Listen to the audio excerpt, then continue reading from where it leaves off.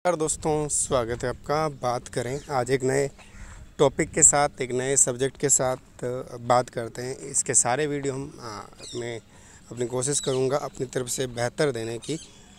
EPD पाठक जो शिक्षा मनोविज्ञान की बहुत शानदार बुक आती है, उसी का कंटेंट है ये। और साइकोलॉजी की बात करेंगे, मनोविज्ञान की। First grade, second grade, REET, PGT, TGT, आप किसी की भी तैयारी करते हैं, शिक्षा मनोविज्ञान का पार्ट आपके लिए बहुत इंपॉर्टेंट रहता है। तो अब हम बात करेंगे मनोविज्ञान की, इसमें बात करने वाले हैं। तो मनोविज्ञान बेसिस से बात करेंगे, शुरू से मनोविज्ञान है क्या, इसका अर्थ क्या, आधुनिक अर्थ की बात करेंगे, फिर इसके विकास की बात करेंगे, इसके इतिहास की बात हम करने वाले हैं। चैनल को सब्सक्राइब कीजिएगा और अपना मोटिवेशन दीजिएगा थोड़ा, और कमेंट कीजिएगा। बात करते हैं शिक्षा मनोविज्ञान का अर्थ। शिक्षा का आधुनिक अर्थ जानते हैं। सबसे पहले प्राचीन काल में भारतीय मनीषियों यानी कि जो ऋषि थे, ऋषि जो थे, उन्होंने सा विद्या या विमुक्त यानी इसे मनुष्य का तीसरा नेत्र कहा है। ज्ञान मनुजस्य तृतीय नेत्रम। शिक्षा शब्द संस्कृत की शिक्ष धातु से बना है, जिसका अर्थ होता है सीखना। शिक्ष धातु है संस्कृत की, इससे बना हुआ शब्द है संस्कृत का। अंग्रेजी भाषा का शब्द एजुकेशन जो है वो लैटिन भाषा के एडुकेट से बना है एवं एडुसियर से बना है, जिसका अर्थ होता है नेतृत्व देना या फिर बाहर लाना, यानी आपके अंदर जो प्रतिभा है, जो बातें हैं, वो बाहर लाना। ये है एडुकेयर यानी एजुकेशन से जो अर्थ। अब डगलस एवं हॉलैंड इसके संदर्भ में क्या कहते हैं? डगलस एवं हॉलैंड की अगर बात करें तो ये कहते हैं शिक्षा शब्द का उपयोग उन सब परिवर्तनों को व्यक्त करने के लिए किया जाता है जो एक व्यक्ति में उसके जीवन काल में होते हैं। डगलस एवं हॉलैंड क्या कहता है कि शिक्षा शब्द का प्रयोग उन सब परिवर्तनों को व्यक्त करने के लिए किया जाता है जो एक व्यक्ति में उसके जीवन काल में होते हैं। यानी जीवन काल में जो भी परिवर्तन होंगे वो जो आएगा वो शिक्षा शब्द में आएगा। ये डगलस एवं हॉलैंड कहते हैं। उसके बाद डॉक्टर राधाकृष्णन की बात करें, ये क्या कहते हैं? शिक्षा को मनुष्य और समाज का निर्माण करना चाहिए। शिक्षा को क्या है? मनुष्य और समाज का निर्माण करना चाहिए। इस कार्य को किए बिना शिक्षा अनुवर अपूर्ण है, यानी कि शिक्षा को मनुष्य और समाज का निर्माण करना चाहिए। अगर ये नहीं करती है तो ये फिर अपूर्ण है। ठीक है, ये डॉक्टर राधाकृष्णन का कोट है। अब शिक्षा की आधुनिक परिभाषाएं की बात करें तो देखें, फ्रेंडसन क्या कहते हैं? आधुनिक शिक्षा का संबंध व्यक्ति और समाज दोनों के कल्याण से है। क्या कहते हैं? आधुनिक शिक्षा का संबंध व्यक्ति और समाज दोनों के कल्याण से है, ये कहते हैं फ्रेंडसन। उसके बाद डमविल की बात करें, डमविल क्या कहते हैं? अपने व्यापक अर्थ में शिक्षा में वे सब प्रभाव सम्मिलित होते हैं जो व्यक्ति पर उसके जन्म से लेकर मृत्यु तक पड़ते हैं, ये कहते हैं डमविल। उसके बाद बात करें यूलिच की, यूलिच क्या कहते हैं? यूलिच कहते हैं शिक्षा व्यक्तियों के द्वारा और व्यक्तियों के लिए की जाने वाली प्रक्रिया है। यूलिच क्या कहते हैं? यूलिच कहते हैं शिक्षा व्यक्तियों के द्वारा, शिक्षा यानी व्यक्तियों के द्वारा और व्यक्तियों के लिए किए जाने वाली प्रक्रिया है। ये सामाजिक प्रक्रिया है और इसको समाज के संपूर्ण स्वरूप और कार्यों से पृथक नहीं किया जा सकता, ये कहते हैं यूलिच। अगली बात करें जॉन डीवी की। कौन से डीवी है? जॉन डीवी क्या कहते हैं? ये कहते हैं शिक्षा व्यक्ति की उन सभी योग्यताओं का विकास है। जॉन डीवी क्या कहते हैं? जॉन डीवी कहते हैं शिक्षा व्यक्ति की उन सभी योग्यताओं का विकास है जिनके द्वारा वो अपने वातावरण पर नियंत्रण करने की क्षमता प्राप्त करता है। क्या कहते हैं?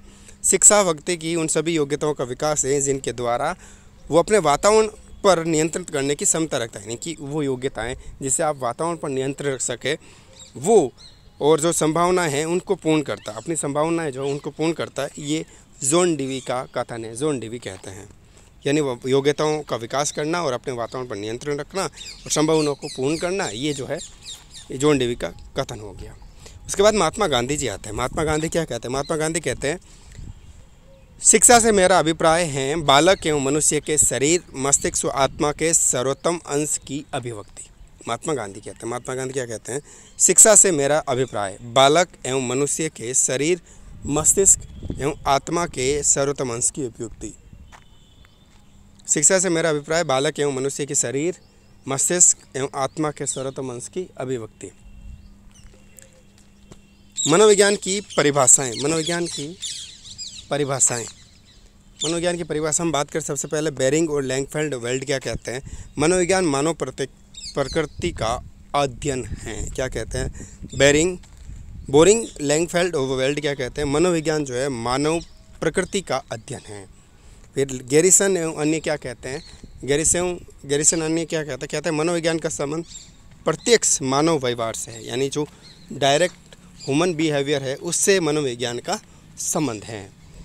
ठीक है, मानव क्या करता है, क्या नहीं करता है, किस तरीके से रहता है, क्या नहीं करता है, ऐसा जो व्यवहार की बात आएगी वो मनोविज्ञान के अंतर्गत आएगी, गैरिसन अन्य कहते हैं। फिर स्किनर की बात करें, स्किनर क्या कहता है? स्किनर कहता है कि मनोविज्ञान व्यवहार एवं अनुभव का विज्ञान। ये कोटेशन कई बार पूछी गई है। मनोविज्ञान व्यवहार एवं अनुभव का विज्ञान है। मनोविज्ञान व्यवहार एवं अनुभव का विज्ञान है। ये किसने कहा? ये कथन है स्किनर का। कौन सा नर है? स्किनर। ठीक है, आगे बात करते हैं। मन क्या कहता है? अपना मन तो बहुत कुछ कहता है, लेकिन ये मन जो है ये विद्वान क्या कहते हैं? आधुनिक मनोविज्ञान का संबंध व्यवहार की वैज्ञानिक खोज से है। मन क्या कहते हैं? मन कहते हैं आधुनिक मनोविज्ञान का संबंध व्यवहार की वैज्ञानिक खोज से है। उसके बाद आता है पिल्सबरी। कौन से बरी है? पिल्सबरी क्या कहते हैं? पिल्सबरी कहते हैं मनोविज्ञान की सबसे संतोषजनक परिभाषा मानव व्यवहार के विज्ञान के रूप में की जा सकती है। पिल्सबरी कहते हैं मनोविज्ञान की सबसे संतोषजनक परिभाषा मानव व्यवहार के वैज्ञानिक रूप में की जा सकती है। फिर आगे बात करते हैं क्रो एंड क्रो की। क्रो एंड क्रो क्या कहते हैं? इसके संदर्भ में आगे क्रो एंड क्रो कहते हैं मनोविज्ञान मानव व्यवहार और मानव संबंधों का अध्ययन है। क्रो एंड क्रो क्या कहते हैं? मनोविज्ञान मानव व्यवहार और मानव संबंधों का अध्ययन है। ठीक है, उसके बाद वुडवर्थ की बात करें, ये भी बहुत इंपॉर्टेंट कोटेशन है, इंपॉर्टेंट लगा लीजिएगा इसको। वुडवर्थ की बात करें, वुडवर्थ कहते हैं मनोविज्ञान वातावरण के संबंध में व्यक्तियों की क्रियाओं का वैज्ञानिक अध्ययन है। वुडवर्थ क्या कहते हैं? वुडवर्थ कहते हैं मनोविज्ञान वातावरण के संबंध में व्यक्तियों की क्रियाओं का वैज्ञानिक अध्ययन है। व्यक्तियों की क्रियाओं का वैज्ञानिक अध्ययन है, ये वुडवर्थ कहते हैं। ठीक है, कौन से वर्थ कहते हैं? वुडवर्थ। फिर जेम्स की बात करें, जेम्स क्या कहते हैं परिभाषा में? जेम्स कहते हैं मनोविज्ञान की सर्वोत्तम परिभाषा चेतना के वर्णन और व्याख्या के रूप में की जा सकती है। जेम्स क्या कहते हैं? जेम्स कहते हैं मनोविज्ञान की सर्वोत्तम परिभाषा चेतना के वर्णन और व्याख्या के रूप में की जा सकती है। तो ये थी परिभाषाओं की बात और शिक्षा मनोविज्ञान की बात, उसकी परिभाषाओं की। अब हम मनोविज्ञान का जन्म जानेंगे, उसके आगे का इतिहास जानेंगे। अगले वीडियो में चैनल को सब्सक्राइब कर लीजिएगा। नमस्कार।